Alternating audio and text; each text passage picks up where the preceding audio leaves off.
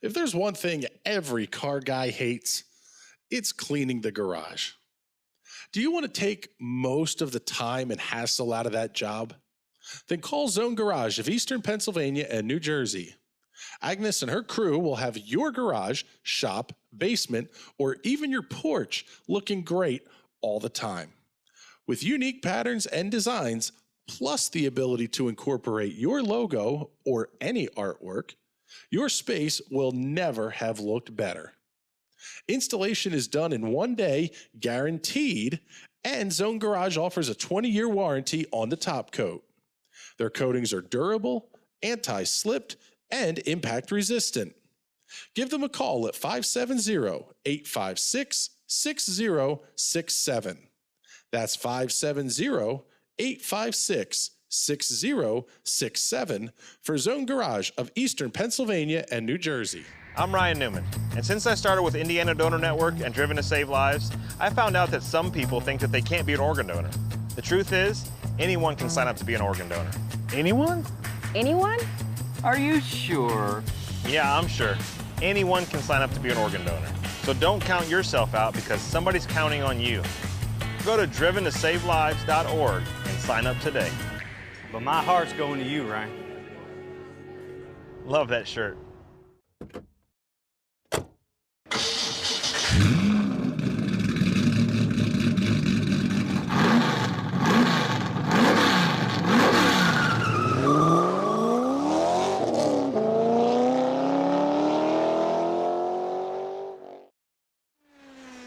Good evening once again, ladies and gentlemen. Welcome to the Suzuka Circuit, where tonight the Indy Pro 2000 Championship going to run, well, one of the last quarter of this season anyway. My name is Chris Graham with the National Racing Network. It is a pleasure to have you hanging out with us here this evening, and I am joined by the newest winner in the Grid Rival Ezra IndyCar Series, Mr. James Watson. Yeah! He's still high as a kite. Qualifications are currently underway. We are down to the last quarter of this season, and I'll tell you what here, James, taking a very quick look at the point standings, things are getting tight here at the top. John Boatfewer sitting on 1272, Everett Paddock on 1230. This is going to be the race that counts this week for John Boatfewer. Everett already has races counted this week. We are in for a duel to the finish in this one. Yeah, I'm really looking forward to it because Suzuka is really temperamental in these cars.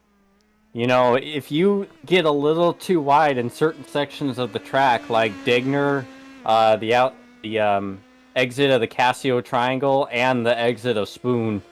Oh yeah, and don't let me forget the exit of 130R. Basically, stay off the exit curbs, no matter what, no matter how, no matter when.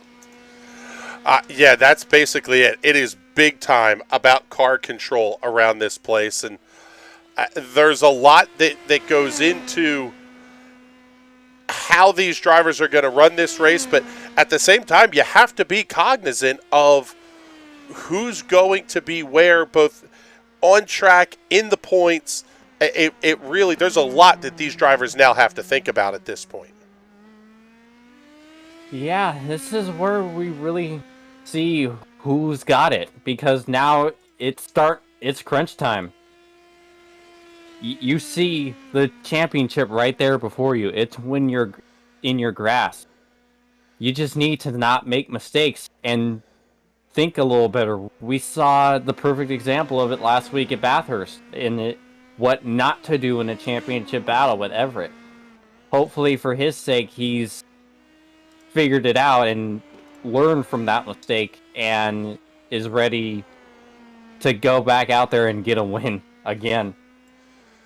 Lap times at the top of the board, very, very tight. Everett Paddock, currently your pole sitter, a 1 minute 54.359.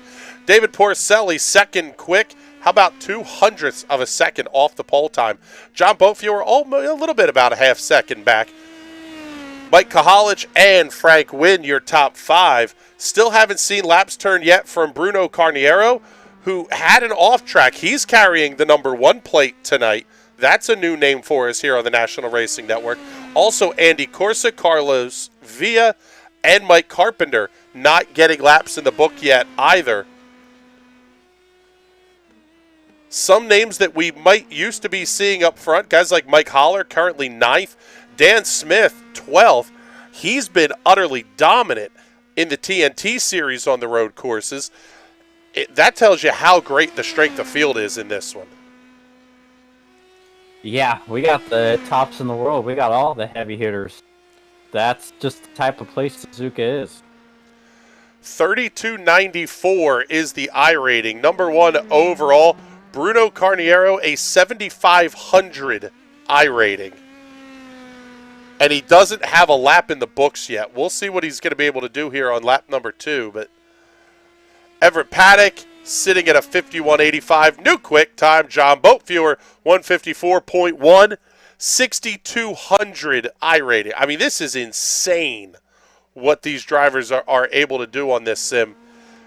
This is going to be a lot of fun to watch this one because unlike Bathurst, where it was very tight and unforgiving in places, we have a lot of room to work with here at Suzuka. Yeah, but that's not necessarily a good thing, though, because Suzuka is still a classic track. Look at all that dirt and gravel and grass. You don't really have any runoff. So you kind of have to treat it like you're running Bathurst. Just to where if you make a mistake, your day's not over. But if you make a mistake with this competition, your day is kind of over, even though you can get back on the track fairly easily. Looks like this is going to be it for qualifications. Everybody but Andy Corsa has completed both of their laps. Bruno Carniero going to jump up to 3rd on the speed charts, 1 minute 54.219. But it will be John Boatfewer who claims the top spot in this one. And a deep field tonight, too. 36 cars on the total entry list. 2 18-car splits. Guys like Simon Fell, Wes Shire, or Simon's in this race, but Wes Shire, he's heading up split number 2. Wes is no slouch in these cars. We're again, it's going to be a topic of the night. This field is very, very deep.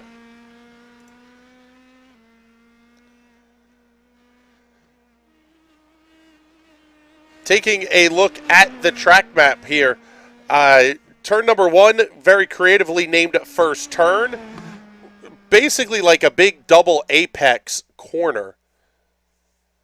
3, 4, 5, 6 are the S curves. Then you head off toward the Dunlap curve. Turn 7, Degner curve. Turn 8. You're really getting into some very tricky sections of this race course. Down into the hairpin at turn number 10. That does have a little bit of banking to it. Then you head off to Spoon, the long, massive run up to the 130R, and then into the Casio Triangle. Turn 19, again creatively named last curve. There's really no place to breathe around here, is there, James? Nope. And in these cars, 130R can kind of be a little sketchy, especially on cold tires. Because you know as well as I do, the front tires on these cars are like rocks until like 2-3 laps in. So if you want to keep it full throttle through 130R, you're really going to have to show how big your cojones are, because I've said it a million times, exit curb bad. Yes, nut up and ball out on this one. Take a look here at the Indy Pro 2000 Series starting grid. John Boatfewer and David Porcelli on the front row. 74 thousandths separating our top 2 starters here this evening. Bruno Carniero and Everett Paddock will make up row number 2. Michael Kahalich and Carlos Villa on row number 3. Frank Wynn and Thomas Toomey on row number 4. Chris Preston and Nicholas Daly on row number 5. Mike Holler and Kylo Ciacelli on row 6. Row 7 will have Jeremy Rogers and Daniel Smith. Row number 8, Simon Fell and Brian Labarge. And on row number 8, Michael Carpenter and Andy Corsa. This one's going to be an absolute show here this evening. Take a look in the comments. Michael Joseph checking in. Graham is at Petit Le Mans. I am not.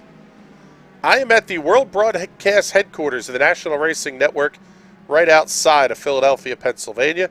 James is lost in Ohio somewhere, which is unfortunate. And Jason Owens, however, there is an NRN component down there at Petit Le Mans. Jason Owens and some of our guys from the TNT series are attending the race down there this weekend. Through the Casio triangle, and then we're going to get out onto the front straightaway. Fantastic start for John Boatfuhr. He'll be your race leader, 15. Oh, it's Betafuhr. Okay, well, thank you, East Raider, for correcting me. I've only been screwing his name up for the last 6 months or so. I've been wondering, because I'm like, that doesn't quite seem right. I feel like a name like that would more than likely be a little more complicated to pronounce. I thought so. Betafuhr going to lead him through the S's for the first time. Carniero going to jump up one spot ahead of David Porcelli.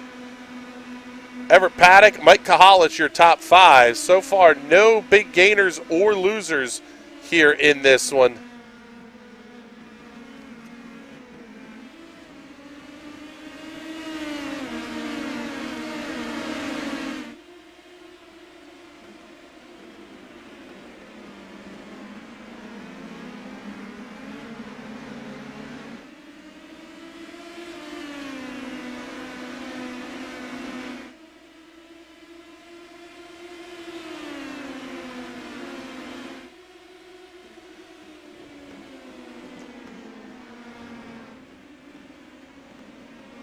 First time through Spoon always makes me a little bit nervous in these cars. Who are we going to see slide way off the racetrack?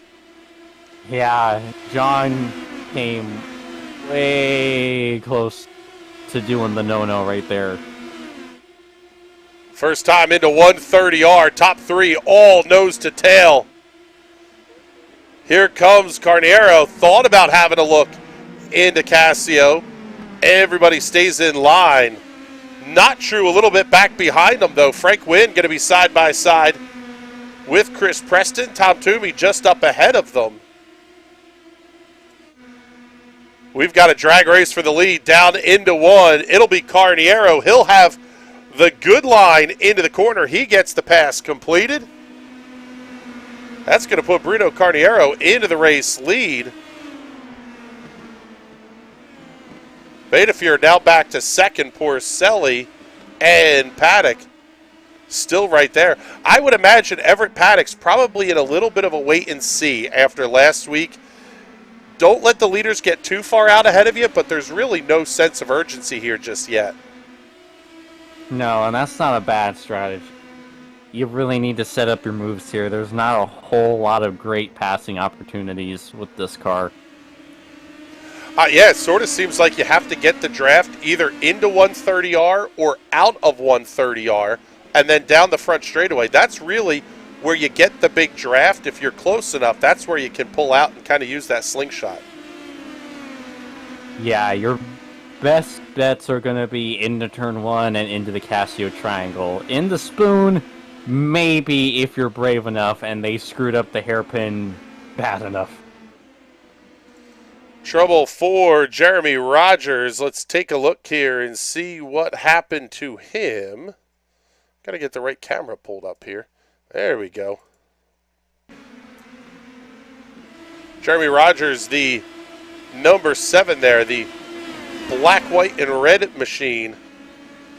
Oh, overcooks it just a little bit. Loops the car around. Wow. I'll tell you what, if you're going to get lucky, that's how you want to do it. Top 4 has... Go ahead. It should have been way worse than it really was. Everyone got lucky. Top 4 is still going to be nose to tail into turn 1. Betafuhr peeked out to the inside. Good battle here at the front of the field. Slide back. We'll pick up Nicholas Daly, going to be side by side with Dan Smith. Daly chops the line off. Through the S's is not where you want to be screwing around side by side with somebody, that's for sure.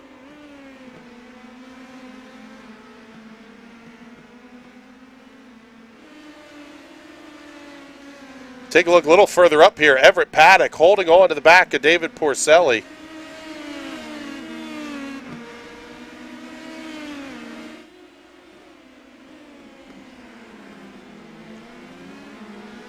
Man, that is tight through there. This has the potential to be a fun little battle here because they're getting caught back up to Betafur as well. Porcelli might be able to have a look here.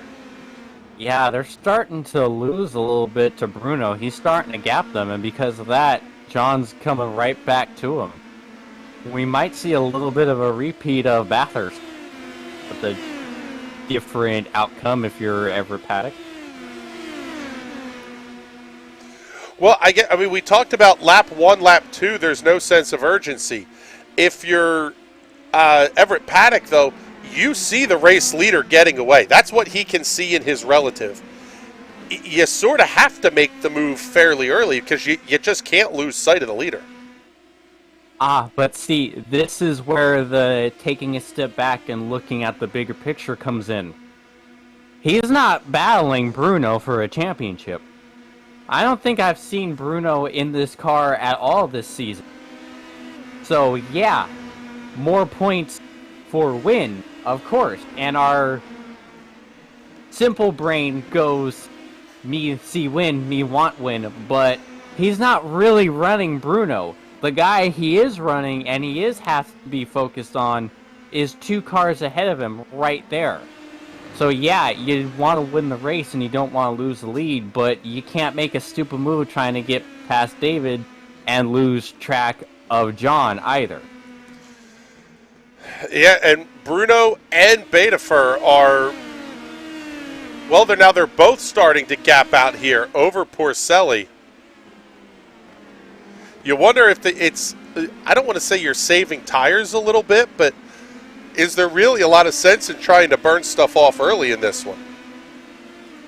Not really, and in both times I've tried to run this week, I actually felt the track was very understeery, very rough on the front tires. So that's definitely something they have to keep an eye on. So we could very well see John and Bruno completely killing their right fronts and bringing Everett and David right back into it.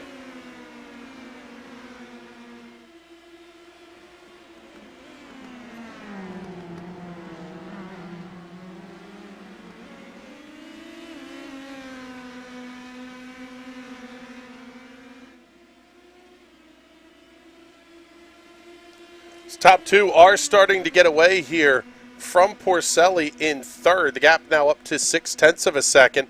Closing in just a little bit. Oh, man. Betafur right there on Bruno for the race lead into 1. Like you mentioned, though, James, if you don't get the pass completed into 1, you're kind of stuck for a while. There's really not much you can do but tail right in line. Nope, we are literally watching them just snake through the whole course.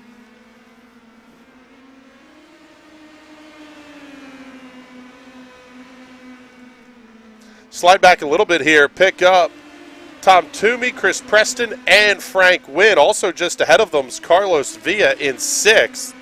So that'll be 6, 7, 8, 9 on the racetrack, all running basically nose to tail here. That's the only other battle on the racetrack outside of this fight for the race lead. I want to thank everybody who's tuning in here on YouTube. Give everything a like, a share, a ring the bell, or whatever the hell else you do on the YouTube side of things. Super Chats will get your comment on the air. We can do almost anything. Don't be too overly offensive. But outside of that, have at it. Also want to thank everybody who's tuned in on Facebook and on Twitch here this evening. The points battle not just good at the very top here as well. Chris Preston holding a 130-point lead over Nagisa Yoshikawa in Division 2. Mike Collins, Jason Owens, Don Rathburn, the top 5 in that one. Oh, trouble for Tom Toomey. Looks like we've had several off tracks here. Let's take a look. Oh, well, hold on. We're going back here. Because top 3, David Porcelli was having a look on John Boatfield and Everett Paddock, now hanging out 2 seconds behind this battle. We'll try to get you the replay here of that incident back in the pack. But Thomas Toomey now in the pit lane. Carlos Villa also towards the back of the pack. Kylo Ciacelli and Dan Smith having to make pit stops on lap number 3. Both of those cars are back out on the racetrack, however.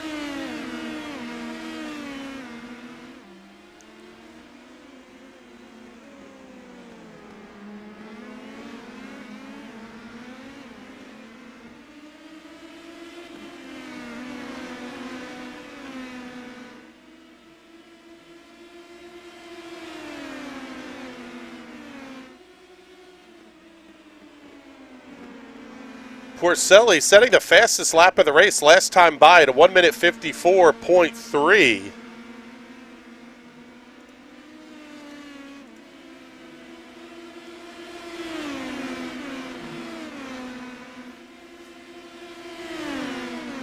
The other points battle to highlight here is the Division 3 race. Aaron Stillwell holding a 13-point lead over Simon Fell. Christopher Ebbs, our buddy James Watson, Ian Thompson, the top 5 in that one. But everybody's within about 140 points here as we start to hit the drop weeks. Battle for the lead, side by side down the front straightaway. Bruno to the outside, John to the inside. Put John Betafer back up into the race. Lead Porcelli right there as well. Oh, man, he thought about sticking a nose in there into 3.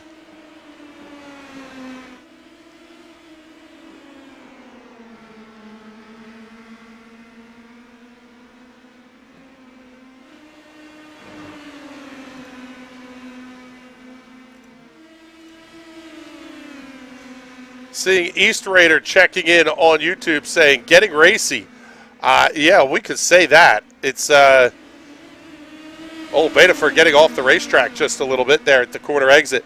I'll tell you what here, James, this is really where things start to get fun now. They're going to hit some lap traffic, and that really, the key to this race could be who's able to clear that traffic cleanly. Yeah, because look at it. Just that little bit of battling brought Everett back from about a second in the rears of everyone. Just imagine how much they're going to get close together and screwed up going through lap traffic. Even if it is just one car up there by the looks of it. Bruno now going to have the dive down to the inside. He'll have the inside lane into the 130R. It won't matter. He'll clear him down the straightaway. Is Porcelli going to make the move? No, he will not. Yeah, I had to wonder if John backed off there. He knew he'd be very, very stupid to go through side by side. And said they'll try doing the triangle side by side. And like you said there, James, Everett Paddock is right back in this fight. He'll take the toe down the front straightaway. Oh, big block by Bruno into 1. That was a bizzle and a half. Yeah, you need to be careful with where you throw your blocks in turn 1 here. Otherwise, yeah, I feel like there's a lot of F1 history I can pull from to show people what not to do. Ironically, also in the championship battle. And here's the other part of that that's even more applicable to this race. You screw up the entrance to 1, that screws up your exit of 2, and now all of a sudden you've closed everybody up, and maybe there is an opportunity into the start of the S's. Mm-hmm. The blocking is what opens up the oddball passing opportunities. As we are past the halfway point here.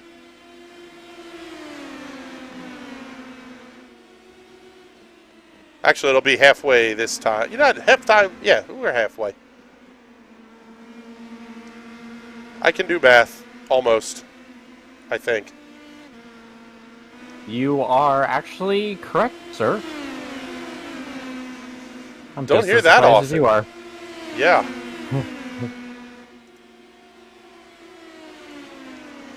Falcon checking in on YouTube saying, great race so far. Yeah, you know what? I'm not a big fan of only showing the leaders, but right now when you got a 4-car fight for the race lead, I'm going to stick with it. Yeah, this is enthralling.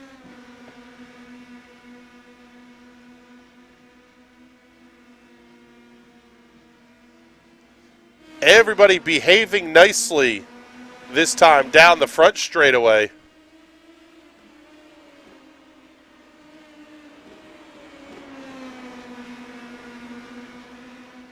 Question is, how long are they going to behave for?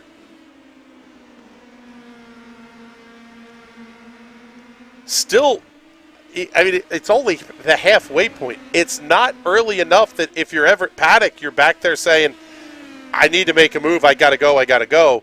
That's really not going to come till, what, lap 12, lap 13 maybe? So long as they stay this close.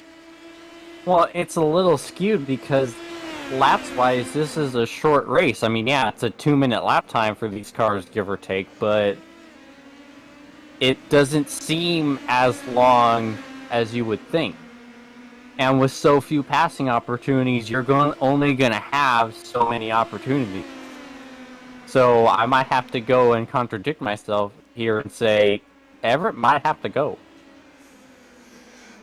Yeah, you talk about this race not being all that long. 19 minutes, 30 seconds into this one. They're not catching the lap traffic very quickly either. However, the lap times are still, I mean, right on pace. Last lap for Bruno, 154.76. His best lap time, 154.64.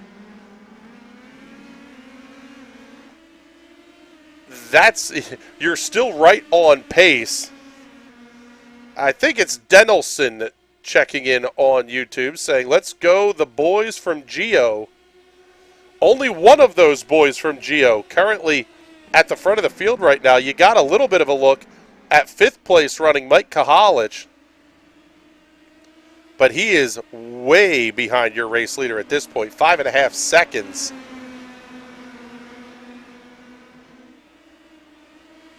Now they're really getting caught in on this lap traffic. This is kind of nightmare scenario if you're Everett Paddock, is catching them in a bad spot.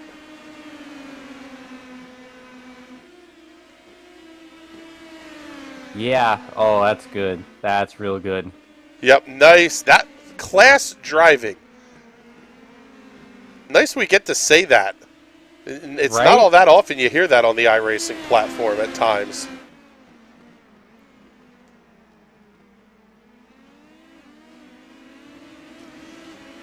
Out of the hairpin, Everett right up on the rear wing of Porcelli.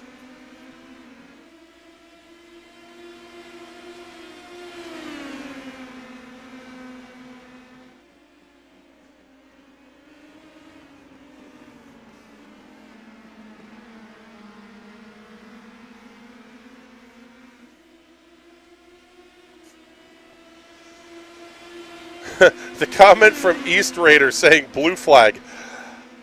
Yeah, I don't know that necessarily matters. You see a blue flag doesn't mean they're going to heat it, or they're going to heat it in a good spot. That's the other kind of dangerous part here. John Betafer, how about going fastest lap of the race at a 154.30? He was a tenth faster than Bruno that time. See if he can do anything with it here down the front straightaway. We're not seeing the dragon tailing quite yet as we work lap number 11.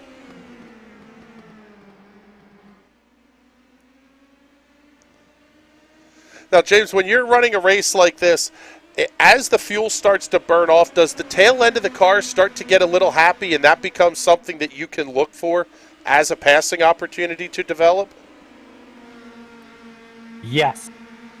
Here, not that much, although the hairpin is definitely going to be a little more sketchy as the fuel burns off. It might help the car handle a little better because, like I said, it naturally kind of went understeer a little bit. So the only time I really felt it get loose is on the exit of the hairpin, and that was while cruising to my second ever official win yesterday. Humble brag. Denelson checking in saying, just like in the Super Great Series, blue flags don't matter. Yes. Okay, yes, Super GT, he corrects too. Yeah, well, I like Super Great Series. That's what we may have to call that one from now on. So Everett Paddock falling back a little bit. He's back to almost 7/10 as the top three are going to start to get a little dicey. Betafiore down inside into the triangle. Bruno holds his line. Porcelli going to stay right there with them. That brings Everett Paddock back into things. Here comes Porcelli having to look to the outside. Could he go 2 for 1 down the straightaway? Oh, boy. Are they bump drafting to turn 1? Porcelli around Betafiore, but can he hold the spot? Woo-hoo! What a pass. Good God, man. What a move. Nut up and ball out there, brother. That should be illegal. That was so great. Oh, my word. And how about I, honest to God, think Betafiore was bump drafting Carniero down the front straightaway. I think you might be right with that.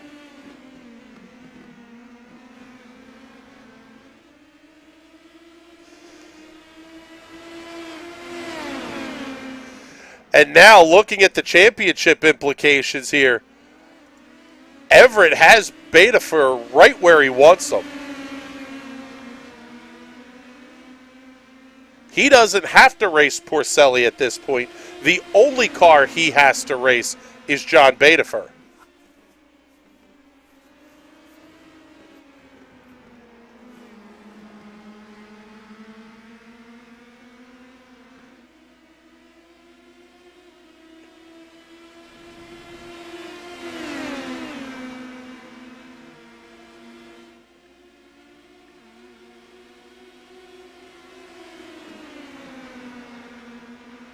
Ooh, I told you. Oh, buddy.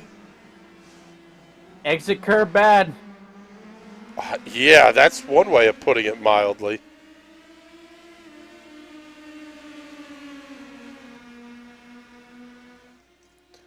They're starting to catch up to Bruno again. Is Porcelli going to try it again on the outside? Not quite close enough. That brings Betafiore and Paddock right back into it. Working lap number 13, and I don't think the gap from first to fourth has been bigger than about 7/10 of a second this entire race. No.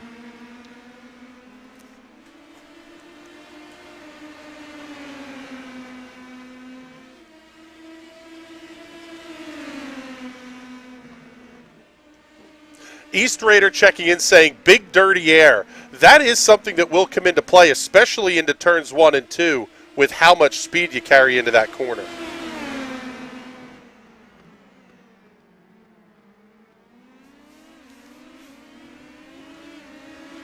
Man, all three cars Second, third, and fourth all fishtailing out of the hairpin.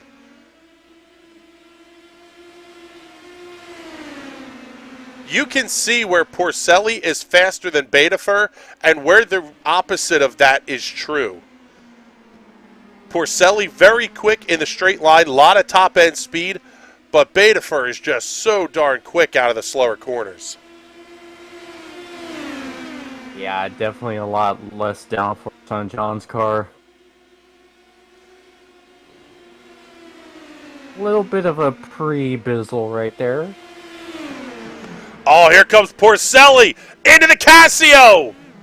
What a move! He did it again! Oh, I thought for sure there was contact. Wow, Bruno comes out of that with the race lead. Now Porcelli going to have the big look to the outside. In all this excitement, we are 2 laps left. Yeah, down to 2 to go here at Suzuka. Just Oh, absolutely Betafur got it flew off the by. racetrack. Everett's got a shot. Where does he make the move now?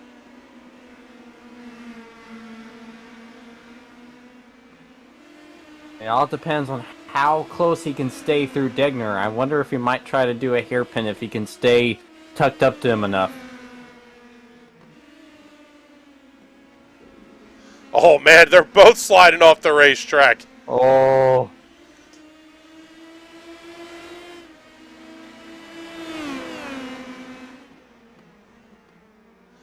This is the battle for the points lead.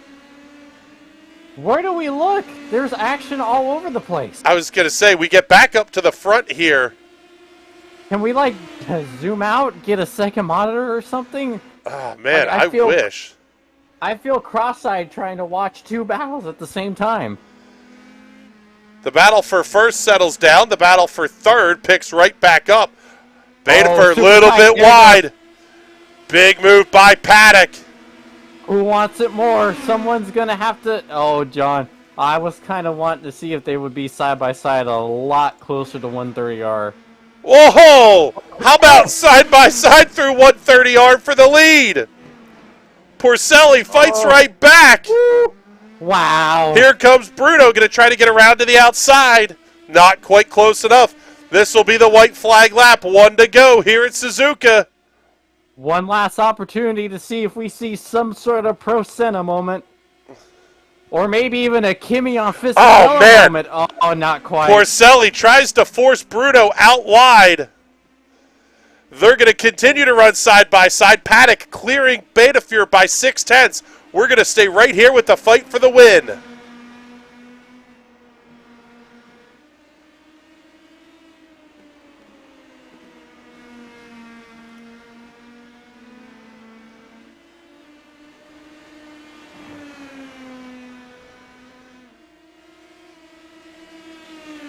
Through Dunlop, Porcelli holds the lead.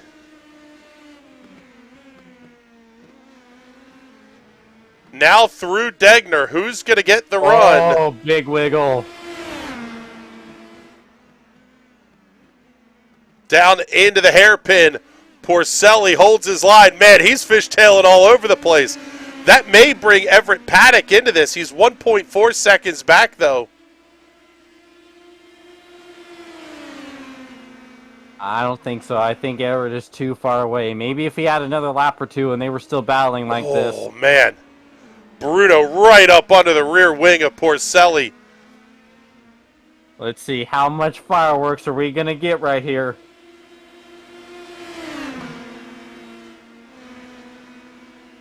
Up into the 130R for the final time. Side by Bruno side. to the outside, way wide off the racetrack. 1X's be damned. Oh, Into the triangle. Ooh. Oh, Can my he get the power goodness. down? Over the start-finish race. line, checkered flag in the air. David Porcelli wins at Suzuka. Wow. What a race. Bruno Carniero comes home second. Everett Paddock third. And John Bedifer comes home fourth, 5 seconds behind your race winner, Mike Kahalich, rounding out the top 5. Oh my God. What did we just witness? I am speechless. That was incredible. All the way around. What a finish.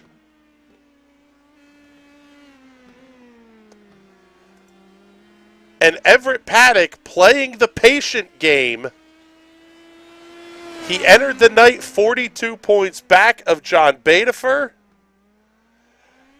It'll be tighter than that by the time they get out of here. We obviously can't update the official series point standings because it doesn't compute everything until the week is over. So other race results throughout the week will come into play. But good Lord, what a run for David Porcelli. What a Holy master class. crap, was that fantastic. That was just the greatest master class of racecraft and sheer determination to win. And nobody crashed. That's what I can't fathom. Nobody crashed. You know what? I was big time kudos to these drivers, and it shows you the talent level that's here. Is it the same skill set as real world racing? Absolutely not. However, absolutely incredible. Light them up, Dave Porcelli. That was absolutely unreal. Yeah, burn it down. He earned it.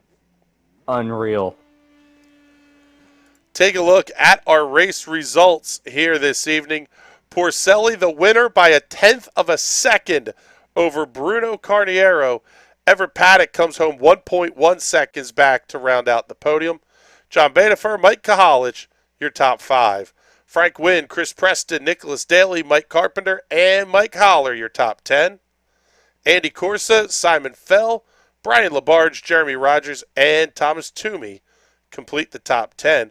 Carlos Villa, Dan Smith, and Kylo Ciacelli round out tonight's 18-car field. And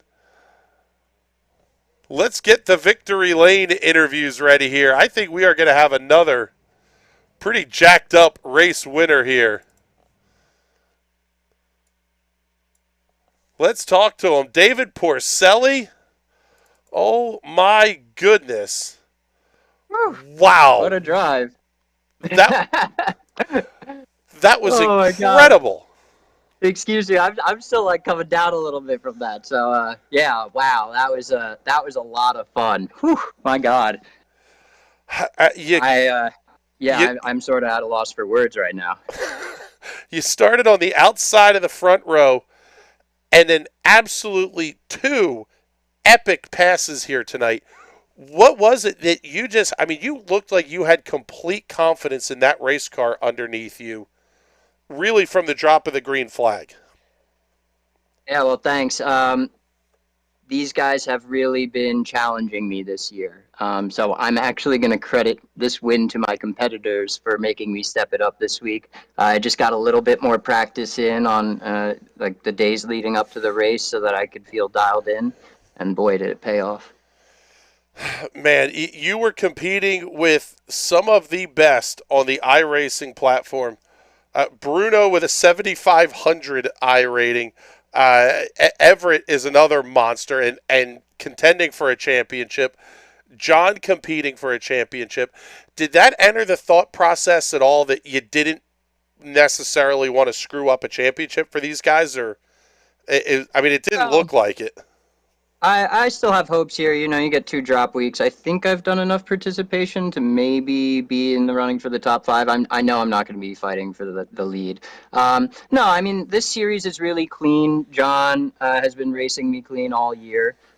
We've been side by side a lot. And so it was just a matter of being respectful towards each other. And, you know, I don't really get anxious about the championship because I really don't expect us to come together.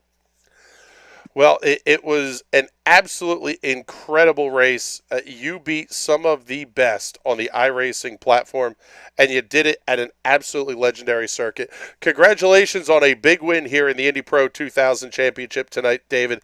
Who would you like to thank?